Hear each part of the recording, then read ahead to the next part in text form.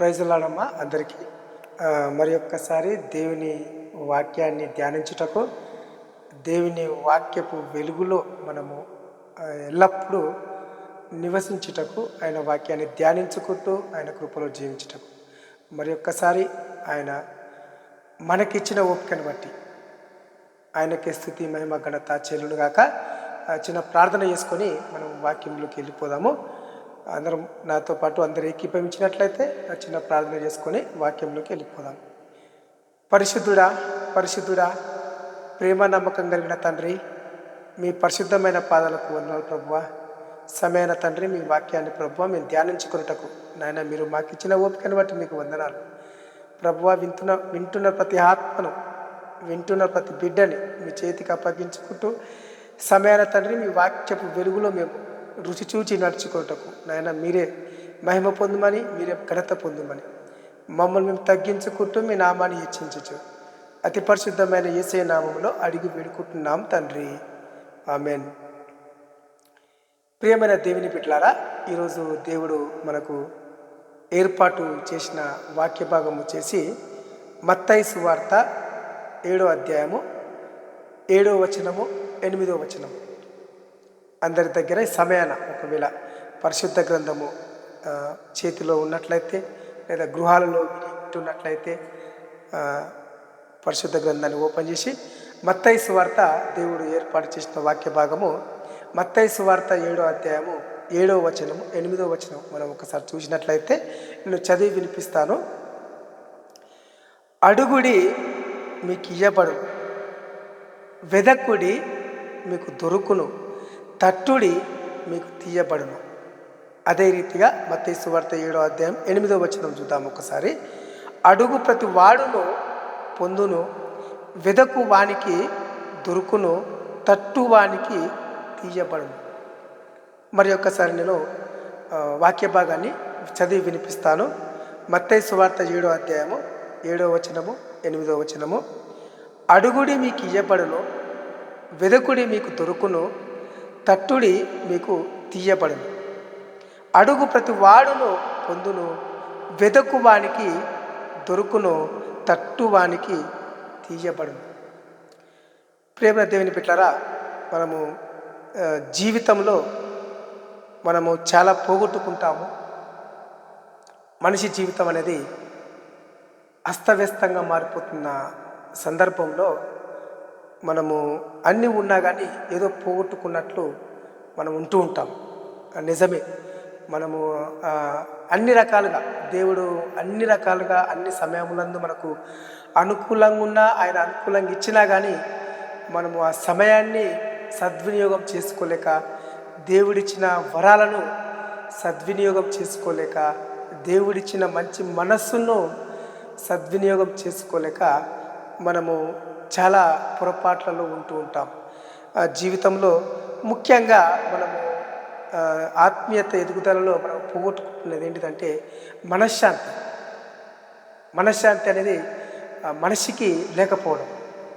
ఈనాటి కాలంలో మనిషికి ఎంత ఉన్నా కానీ, ఎన్ని రకాలుగా దేవుడు వరాలు ఇచ్చినా కానీ, ఎన్ని రకాలుగా దేవుడు అన్ని వరాలు ఎవరి క్రియలకు తగ్గట్టు వాళ్ళకి అన్ని వరాలు ఇచ్చినా కానీ మనము ఆ వరాలను కూడా, దేవుడిచ్చిన వరాలను కూడా మనము ఒక మంచి పద్ధతిలో వినియోగించుకోకపోవడం కూడా మనకు తెలియని పరిస్థితుల్లో ఉంటాం. అట్లాంటప్పుడు మనం ఇచ్చిన వరాలనే ఉపయోగించుకోలేక దేవుని పదే పదే మరల అడిగిన వరాలనే మళ్ళీ అడుగుతుంటాం. ఏం చేస్తుంటాం? దేవుణ్ణి ఇచ్చిన వరాన్ని, ఇచ్చిన వరములనే.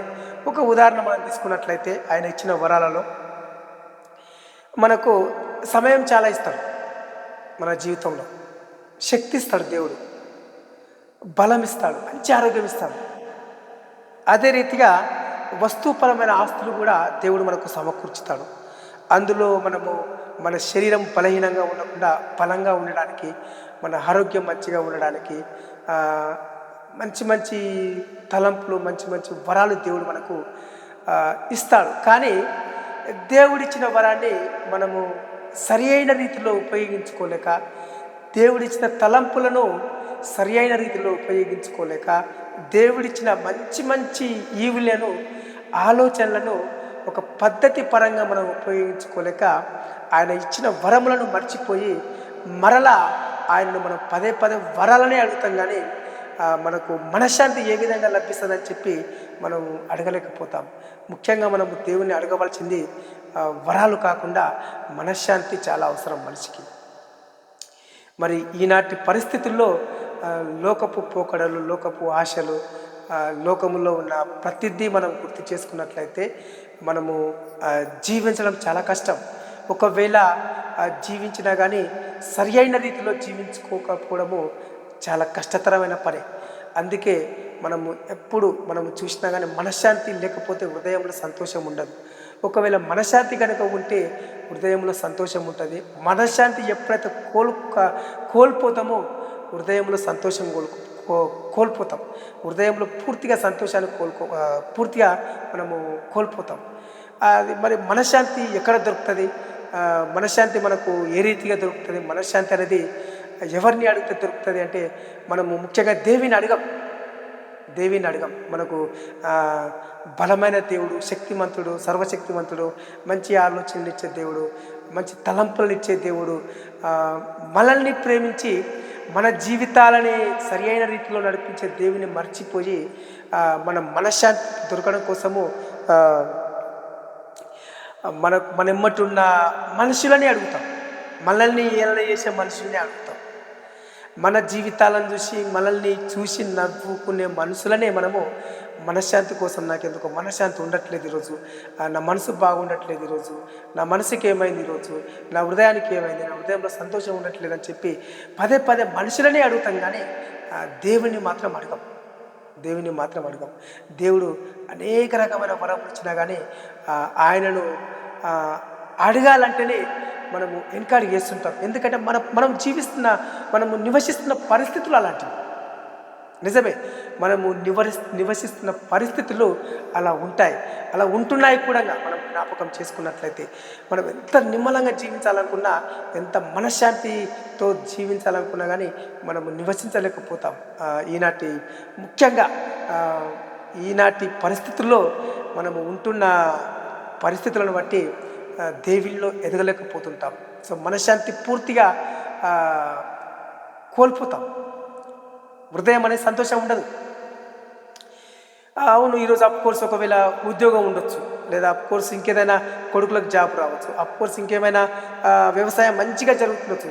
కానీ మనశ్శాంతి ఉండదు.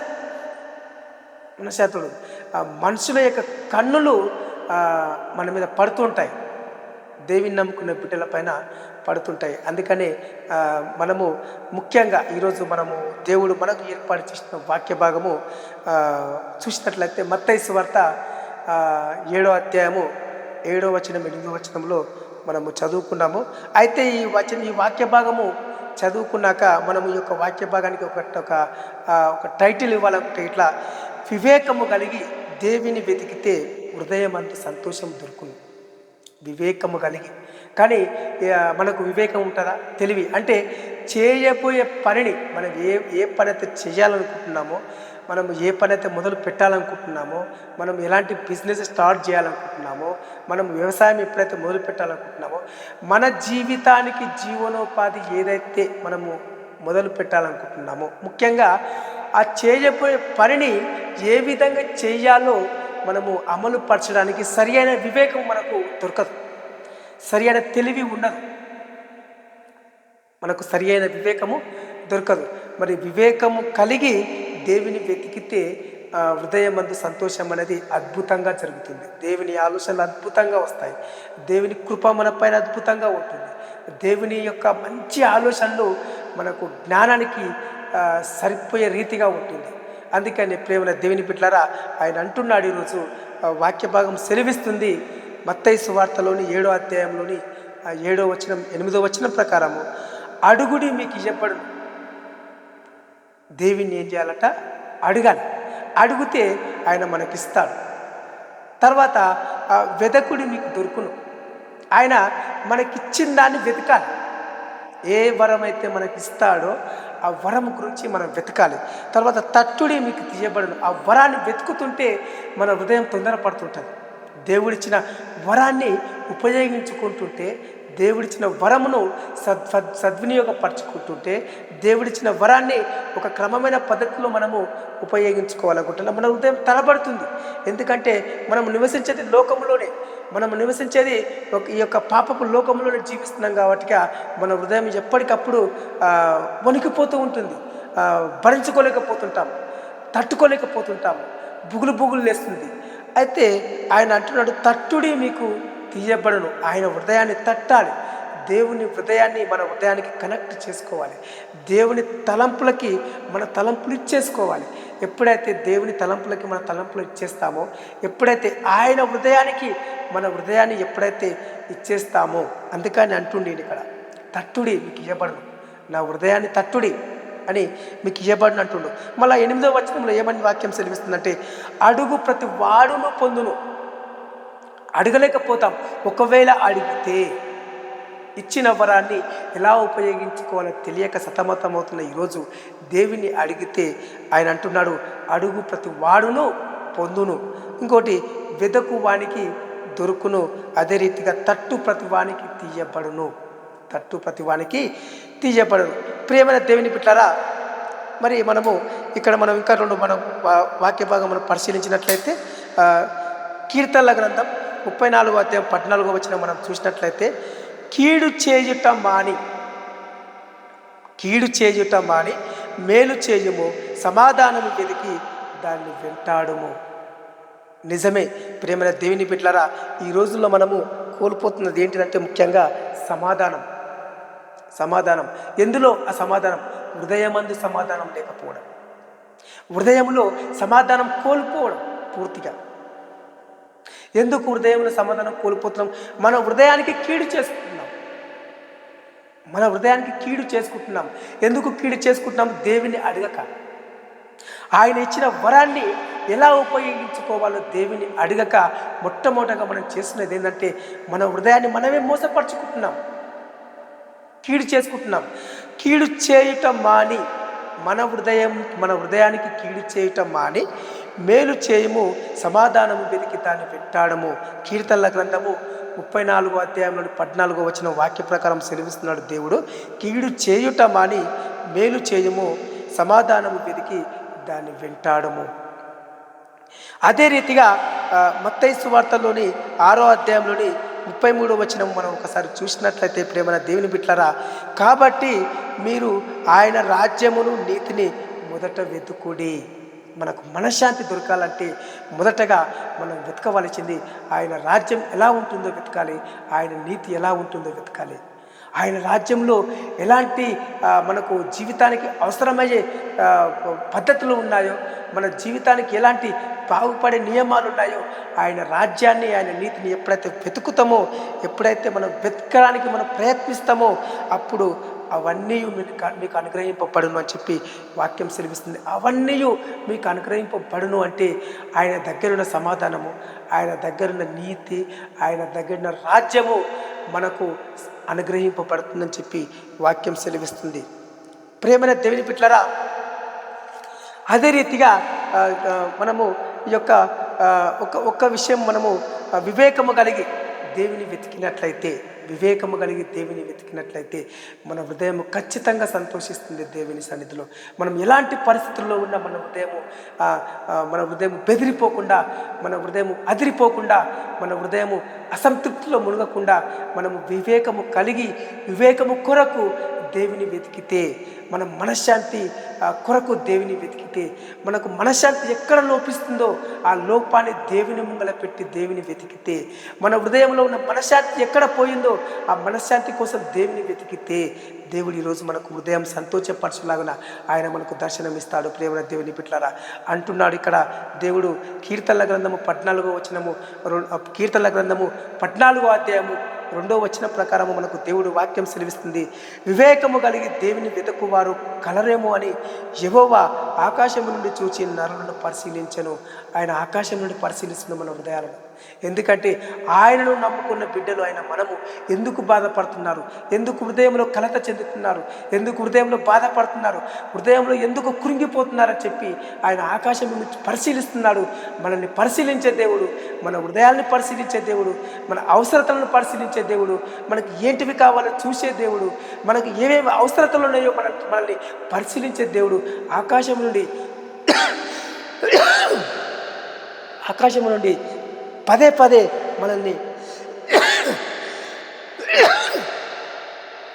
పదే మనల్ని పరిశీలిస్తున్నాడు దేవుడు.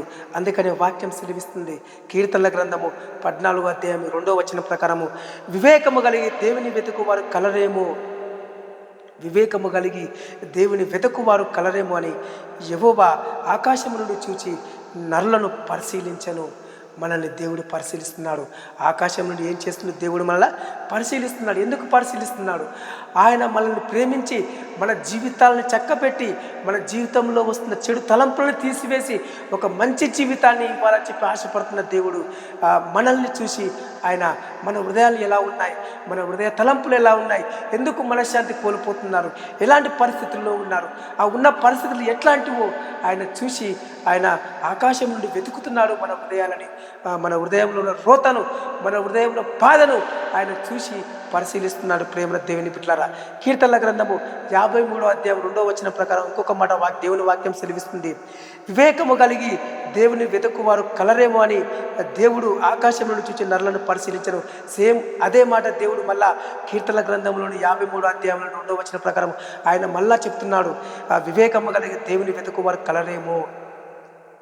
దేవుని నన్ను వెతుకుతున్నారా, లేకపోతే ఆయన మీకు మంచి ఈవుల కోసము, మంచి ఆలోచనల కోసము మనుషులను వెతుకుతున్నారా, నన్ను వెతుకుతున్నారా అని చెప్పి దేవుడు పరిశీలిస్తున్నాడు. ప్రేమ దేవుని బిడ్డలారా, నరులను పరిశీలిస్తున్నాడు. అందులో నువ్వు నేను ఉన్నాము. అందుకని నీ హృదయాన్ని నా హృదయాన్ని దేవుడు పరిశీలిస్తున్నాడని చెప్పి గమనించాలి. ప్రేమ దేవుని బిడ్డలారా, అందుకనే ఈ లోకంలో మనము అనేకమైన అవసరాల గురించి దేవుని అడుగుతుంటాము. ఎలాంటి అవసరాలు? మనం ఎప్పుడు చూసినా శారీరక అవసరాల గురించి దేవుని అడుగుతుంటాము. అది ఉద్యోగమే కావచ్చు, అది పిల్లల భవిష్యత్తే కావచ్చు, అది మనము కొత్తగా మన జీవనోపాధి కోసం స్టార్ట్ చేస్తున్న బిజినెస్ల గురించే కావచ్చు, పల్లెటూరు ప్రాంతాలలో వ్యవసాయకుడు వ్యవసాయం చేసే పనుల గురించే కావచ్చు. కనీసం దేవుడు మనకిచ్చిన ప్రతి వరాన్ని, మనకు వ్యవసాయం చేసే వరాన్ని ఇచ్చాడు దేవుడు, మనకు ఉద్యోగం చేసే గొప్ప వరాన్ని ఇచ్చాడు దేవుడు, మనకు బిజినెస్ చేసే మంచి గొప్ప వరాన్ని ఇచ్చాడు దేవుడు, మనం బిజినెస్లో అత్యంత ఉన్నత స్థాయికి ఎదగాలని చెప్పి దేవుడు మనకు ఒక మంచి వరాన్ని ఇచ్చాడు. ఇచ్చిన వరాన్ని ఏ విధంగా ఉపయోగించుకోవాలి, ఇచ్చిన వరాన్ని ఏ విధంగా మనము వినియోగించుకోవాలి అని చెప్పి అందులో కూడా మనము వెనుకబడిపోతున్నామని చెప్పి ప్రేమ దేవుని బిడ్డలారా దేవుడు అంటున్నాడు. అందుకని ఈరోజు మనతోటి వివేకము కలిగి దేవుని వెతుకువారు కలరేమో అని దేవుడు ఆకాశము నుండి చూచి నరులను పరిశీలించను. అందుకనే ప్రేమ దేవుని బిడ్డలారా, ఇంకొక వాక్య భాగం మనం చూద్దాము. కీర్తనల గ్రంథం 105వ అధ్యాయము 3వ వచనం ప్రకారం మనం చూసినట్లయితే, ఆయన పరిశుద్ధ నామమును బట్టి అతిశయించుడి. మనం అతిశయిస్తే ఇట్లా ఆయన పరిశుద్ధ నామమును బట్టి అతిశయించాలి. అంతేగాని ఆయన ఇచ్చిన వరాన్ని తీసుకొని ఆ వరాన్ని బట్టి అతిశయించకూడదు. ఆ వరాన్ని బట్టి ఎప్పటికీ కూడా అతిశయించకూడదు. ప్రియమైన దేవుని బిడ్డలారా, ఆయన మనకు అనేకమైన వరాలు ఇస్తుంటాడు. ప్రతి సంవత్సరం మనకు ఆయన అనేకమైన వరాలు ఇస్తుంటాడు. ఆ వరాలలో మనకిచ్చిన సమయమే కావచ్చు, మనకిచ్చిన శక్తే కావచ్చు, మనకిచ్చిన ఉద్యోగమే కావచ్చు, మనకిచ్చిన వ్యవసాయమే కావచ్చు, మనకిచ్చిన బిజినెసే కావచ్చు, మనకు ఒక పరీక్షలో పాస్ అయ్యి ఇంకొక పరీక్షలో నెగ్గడానికి అనేక రకమైన టాలెంటెడ్, అనేక రకమైన ఆలోచనలు, అనేకమైన జ్ఞానమే ఇచ్చిండొచ్చు.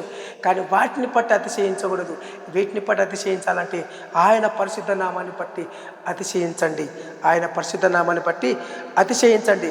యెహోవాను వెతుకువారు హృదయమందు సంతోషించుదురు. ప్రియమైన దేవుని బిడ్డలారా, వాక్య భాగము కీర్తన గ్రంథం 105వ అధ్యాయం 3వ వచనం ప్రకారము, ఆయన పరిశుద్ధ నామమును బట్టి అతిశయించుడి, యెహోవాను వెతుకువారు హృదయమందు సంతోషించుదురు అని చెప్పి వాక్య భాగం సెలవిస్తుంది. ప్రియమైన దేవుని బిడ్డలారా, ఈరోజు మనము వాక్య ధ్యానం చేస్తుండగా మనకు దేవుడిచ్చిన యొక్క వాక్య భాగాలు వచ్చేసి ఒక్కొక్కటి మరొకసారి చదివి వినిపిస్తాను.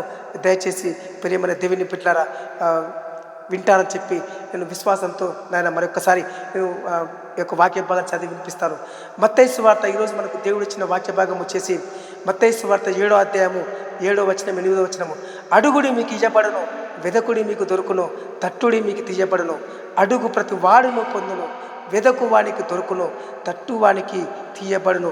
అదే రీతిగా కీర్తన గ్రంథము 34వ అధ్యాయం 14వ వచనం ప్రకారము, కీడు చేయుట మాని మేలు చేయము, సమాధానము వెతికి దాన్ని వెంటాడము.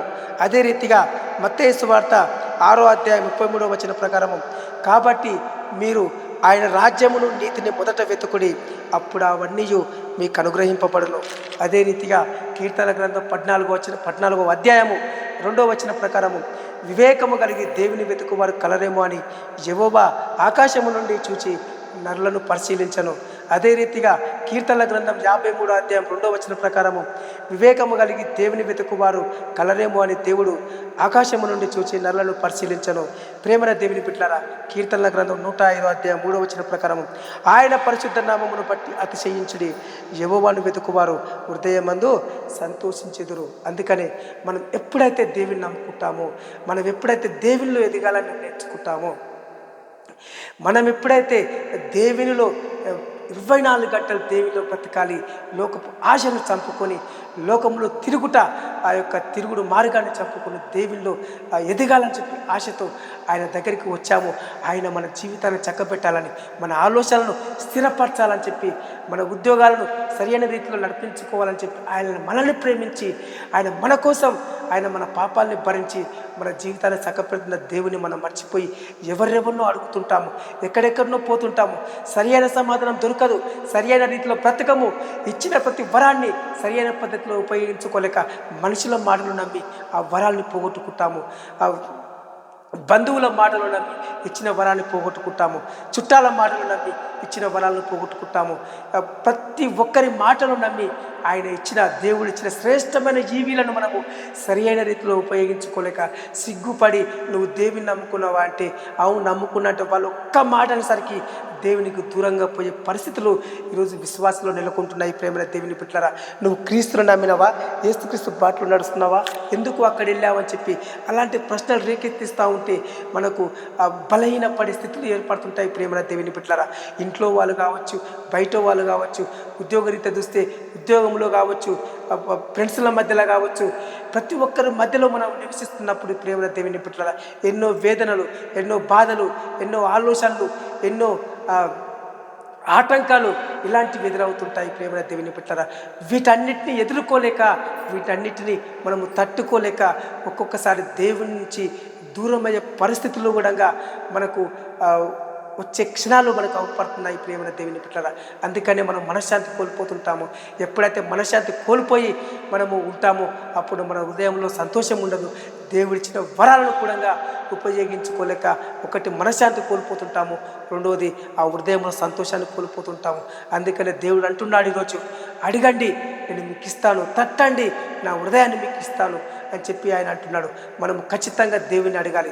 ఏ సమస్యలో ఉన్నా, ఎలాంటి ఒత్తిళ్లలో ఉన్నా, ఎలాంటి పరిస్థితులలో ఉన్నా దేవుని పైన నమ్మకం పెట్టుకుని దేవుని అడగడం నేర్చుకోలేదు. మన దేవుడు నమ్మకస్తుడు, మన దేవుడు శక్తివంతుడు, మన దేవుడు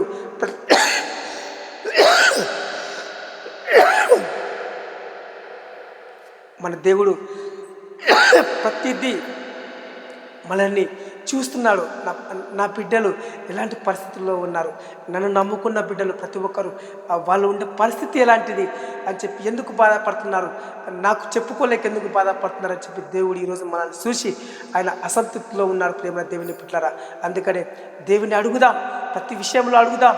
కుటుంబ పరిస్థితుల్లో కానీ, ఉద్యోగ పరిస్థితుల్లో కానీ, అన్ని రకాలుగా కూడా దేవుని అడిగేవారిలాగా ఉందాం. దేవుని అడిగి దేవుని బాటలో నడిచి ఆయనను బట్టి అతిశయించడానికి మనం ఉండాలి. ప్రేమ దేవుని బిడ్డలారా, వాక్యం సెలవిస్తుంది, ఆయన పరిశుద్ధ నామమును బట్టి అతిశయించుడి, అప్పుడు యెహోవాను వెతుకువారు హృదయమందు సంతోషించుడి. యెహోవాను వెతకాలి, ఆయన రుచి చూడాలి, ఆయన మార్గాలు వెతకాలి. మన మనశ్శాంతి కోసము ఆయన వెంటాడాలి ప్రేమ దేవుని బిడ్డలారా. ఎప్పుడైతే ఆయనను వెతుకుతామో, ఎప్పుడైతే ఆయనను రుచి చూస్తామో అప్పుడు మనం మనశ్శాంతి కోల్పోకుండా హృదయంలో సంతోషిస్తాం ప్రేమ దేవుని బిడ్డలారా. ప్రేమ దేవుని బిడ్డలారా, ఈరోజు ఈ వాక్యం భాగం విన్న మనము ఈరోజు మనం ఏ స్థితిలో ఉన్నాము? అత్యవసరమైన అపారకరమైన ప్రమాదకరమైన పరిస్థితిలో ఉన్నామా? లేకపోతే ఎన్నో ఒత్తిళ్లను తట్టుకొని ఏం చేయాలో తెలియని స్థితిలోనే ఉన్నామా? ఈరోజు వాక్యం వింటున్న నువ్వు ప్రేమ దేవుని బిడ్డలారా, అనేకమైన పరిస్థితులు ఎదుర్కొంటూ దేవునికి దగ్గర ఉండాలన్నా, లోకానికి దగ్గర ఉండాలన్నా తేల్చుకోలేక సతమతం అవుతున్నావా? లేకపోతే ఉద్యోగాలకు అనేక రకమైన పరీక్షలు రాసి నాకు రిజల్ట్ వస్తుందా రాదా, నాకు ఉద్యోగం వస్తుందా అని చెప్పి పరిస్థితులు తారుమారు అవుతున్నట్టు సతమతం అవుతున్నావా? ప్రేమ దేవుని బిడ్డలారా, ఏకీభవించండి నాతో పాటు ప్రార్థనలో. ప్రేమ దేవుని బిడ్డలారా, వాక్యం విన్నాను నువ్వు నేను చివరిగా ఒక ప్రార్థనతో ముగిద్దాము. అందరూ ఏకీభవించండి. పరిశుద్ధుడా, ప్రేమ నమ్మకం కలిగిన తండ్రి, మీ పరిశుద్ధమైన పాదాలకు వందనాలు ప్రభువా. అవును తండ్రి, నేను అనేక రకమైన రోదనలతో ఉన్నాను తండ్రి. మిమ్మల్ని నమ్ముకొని కూడా ఒక బలహీనమైన పరిస్థితుల్లో, ఒక బలహీనమైన ప్రతికూల పరిస్థితుల్లో, అనుకూలమైన పరిస్థితులు ప్రభువా, ఎలాంటి పరిస్థితుల్లోనైనా నేను ఎదుర్కోలేకనైనా సతమతం అవుతున్న ఈ రోజుల్లో ప్రభువా మీరు మాతో మాట్లాడారు తండ్రి. మీకు వందనాలు తండ్రి, మీకు స్తోత్రాలు తండ్రి. మీకే స్తుతి మహిమ ఘనత నాయన. నా జీవితంలో ఒక ప్రతిదీ కూడా నేను మీకే సమర్పించుకుంటూ మీరు అడగండి మీకు ఇస్తారని చెప్పారు ప్రభువా. నేను ప్రతిదీ ఇప్పటి నుంచైనా ప్రభువా లోకానికి భయపడకుండా, లోకపు తట్టులకు భయపడకుండా మిమ్మల్ని అడిగే విధంగా నా హృదయ ప్రేరేపణ ప్రభువా మీకే సమర్పించుకుంటూ నన్ను నేను తగ్గించుకుంటూ మీ నామాన్ని హెచ్చించచ్చు. అతి పరిశుద్ధమైన యేసయ్య నామములో అడిగి వేడుకుంటున్నాం తండ్రి. ఆమేన్.